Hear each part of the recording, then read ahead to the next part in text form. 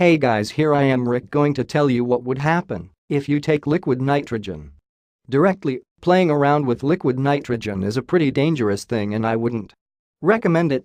So firstly, let's know little about liquid nitrogen. Nitrogen has 78.09% of volume in our air. Liquid nitrogen is nitrogen in a liquid state at an extremely low temperature of -320 degrees Fahrenheit. It's very cold, even colder than cold nights in Antarctica. So what happens if you take this extremely cold liquid nitrogen directly? Swallowing nitrogen gas traps it in your body because your epiglottis, the flap at the top of your esophagus, prevents gas from escaping. The result can be burns throughout your esophagus down to your stomach.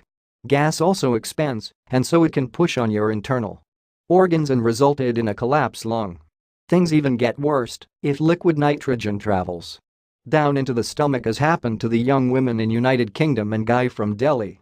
The extreme cold of liquid nitrogen can burn your whole stomach and destroy the stomach lining. The damage and hurt so bad that entire stomach needed to be removed if not treated immediately. This damage in the stomach can also result into death.